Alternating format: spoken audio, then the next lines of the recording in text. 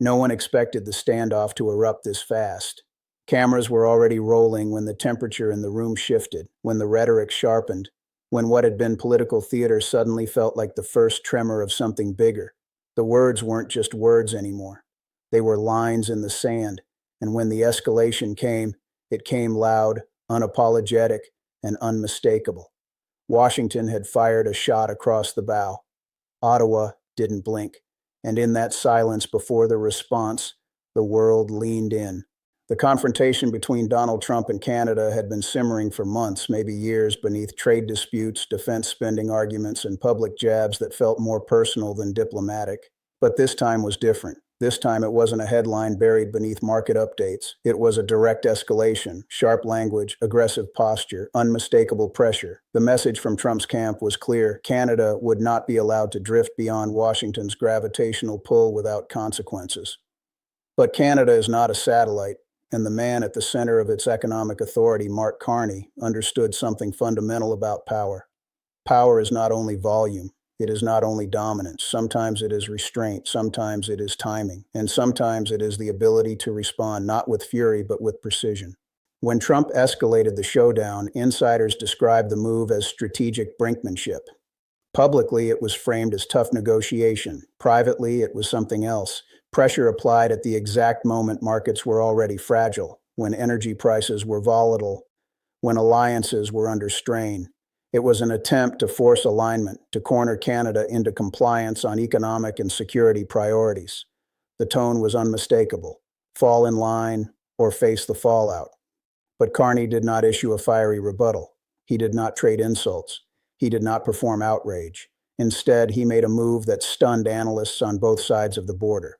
A historic shift, quiet at first, almost technical in appearance. Yet beneath the policy language, beneath the economic framing, it carried the weight of sovereignty. The decision signaled that Canada would recalibrate, not retreat, not attack, but recalibrate. Trade diversification accelerated. Strategic reserves were reassessed. Financial ties, once considered immovable, were quietly rebalanced. It wasn't a speech that shook the foundation. It was a structural adjustment, and structural adjustments last longer than headlines. Markets reacted first. Currency traders sensed something had changed. The Canadian dollar wavered, then steadied. U.S. analysts began asking uncomfortable questions. Was this leverage slipping? Was Ottawa signaling independence not just rhetorically, but economically? The move wasn't flashy, it was disciplined. And discipline can be more destabilizing than drama. Behind closed doors, Trump's team reportedly viewed the maneuver as defiance. Escalation had been meant to assert dominance. Instead, it had triggered recalculation. The expectation had been concession. What emerged was counterweight. The psychological shift was subtle, but profound. Power that expects submission often stumbles when met with composure. Publicly, Trump doubled down. The language intensified. The framing sharpened into us versus them rhetoric. It was political oxygen. Conflict fuels attention. But in Ottawa, the response remained measured. Carney framed the move as responsible stewardship, as long-term planning, as prudent independence. The optics were striking, one side raising the volume, the other lowering the tone. For voters watching from both countries, the showdown became more than policy. It became symbolic. For some Americans, it reinforced a narrative of assertive leadership, of unapologetic nationalism. For many Canadians, it crystallized a different story, one of quiet resilience, of refusal to be pushed, of economic sovereignty defended without theatrics. The stakes extended beyond tariffs or trade flows, defense coordination, energy exports, supply chains. These were not abstract debates. They were arteries connecting two deeply intertwined economies. Any rupture, even psychological, carried ripple effects. Investors recalculated risk. Corporations reviewed exposure. Diplomats measured every word.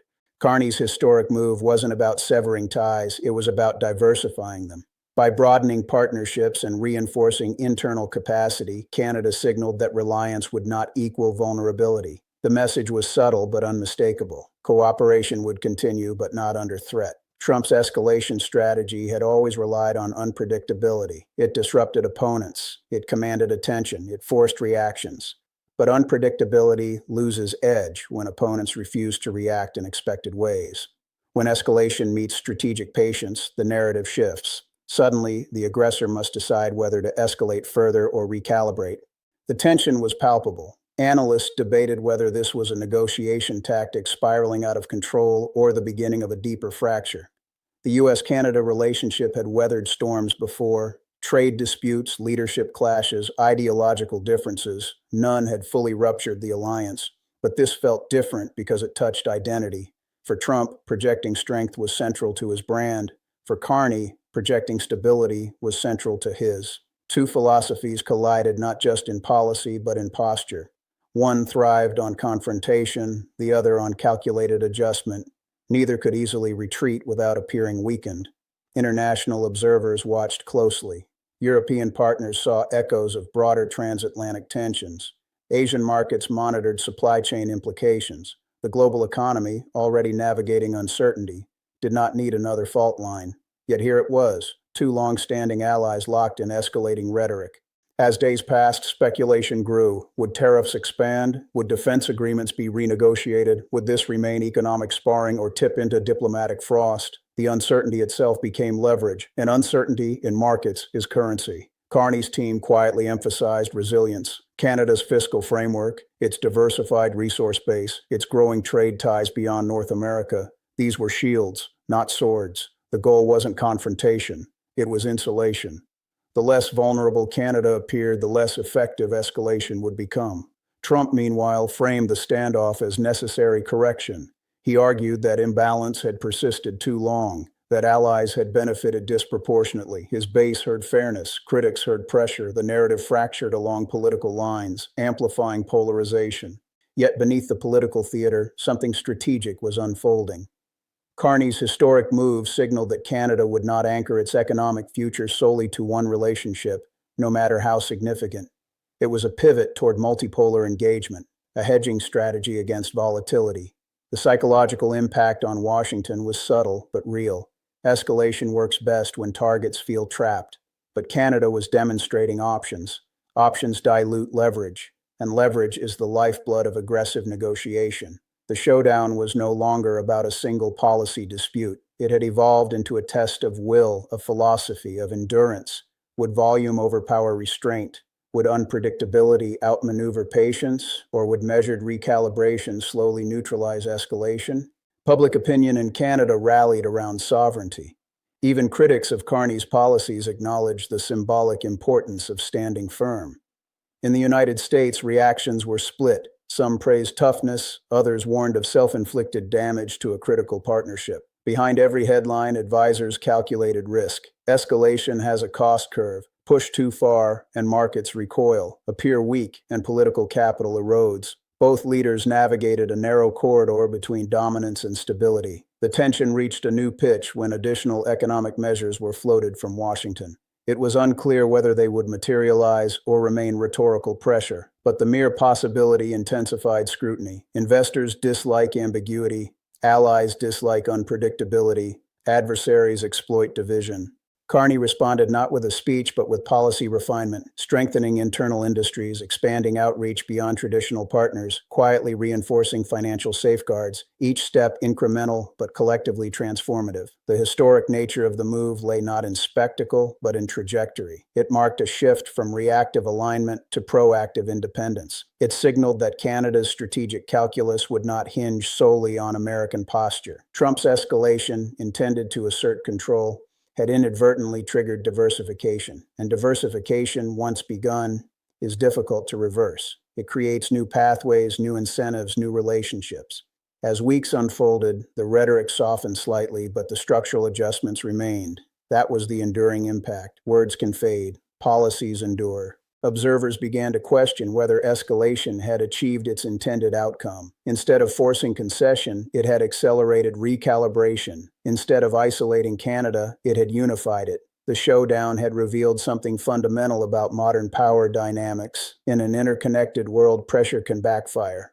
Influence depends not only on strength, but on trust, and trust erodes quickly under threat. Carney's response was not theatrical, it was architectural. It reshaped the scaffolding of economic dependence without collapsing the structure. It preserved cooperation while asserting autonomy. Trump's escalation redefined the conversation. Carney's historic move redefined the trajectory. And between those two forces, the North American balance shifted, not explosively, but perceptibly.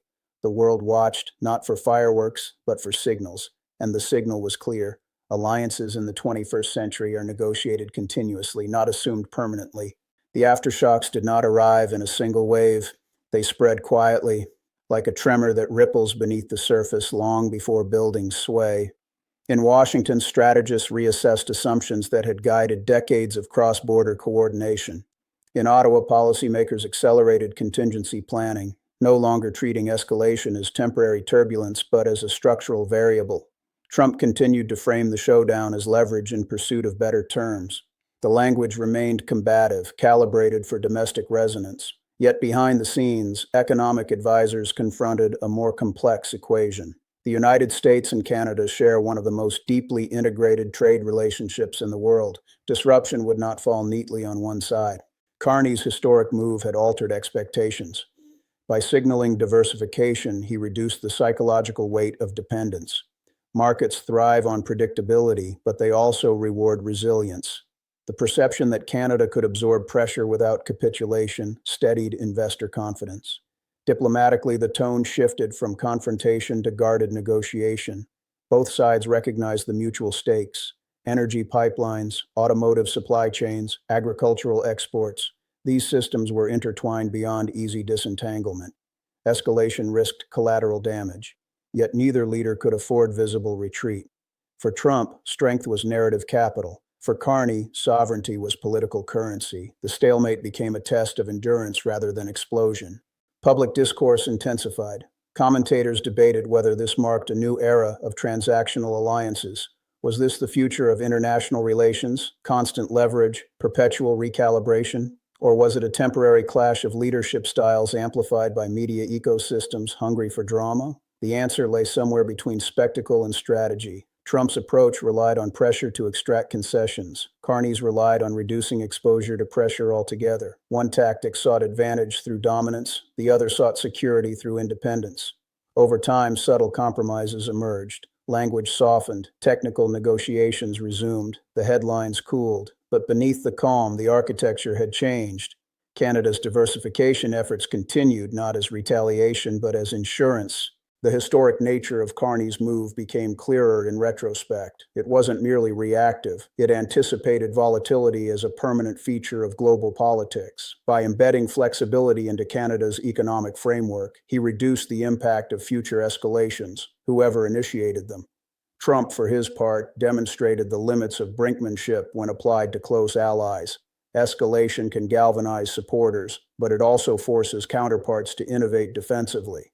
In pushing hard, he had prompted structural adaptation. The long-term implications extended beyond North America. Other allies observed carefully. If escalation became standard practice, diversification would become standard response. Trust would be replaced by hedging. Stability would hinge on redundancy. For businesses operating across the border, the lesson was pragmatic. Dependence carries risk.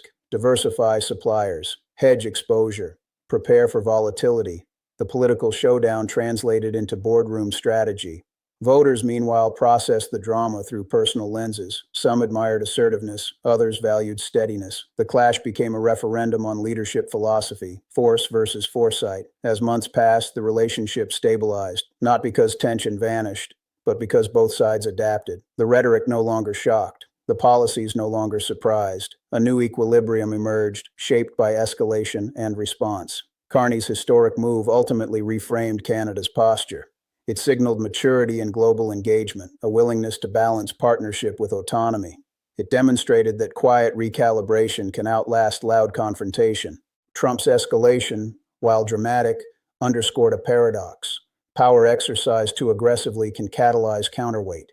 Influence depends on interdependence, and interdependence, when strained, evolves. The showdown did not end with a decisive victory. There was no surrender, no triumphant declaration. Instead, there was adjustment on both sides, a recognition that the alliance required recalibration in a changing world. The intensity of the moment faded, but its imprint remained. Canada emerged more diversified. The United States confronted the boundaries of pressure politics, and the global community absorbed a lesson in modern diplomacy. In the end, the escalation revealed more than it resolved. It exposed the fragility of assumptions. It highlighted the power of restraint. It demonstrated that historic moves are not always loud. They are lasting. The cameras moved on. The headlines shifted. But the architecture of North American relations had been subtly redrawn. Not broken, not shattered, but reinforced differently. And perhaps that is the true legacy of the showdown, not the clash itself, but the transformation it triggered.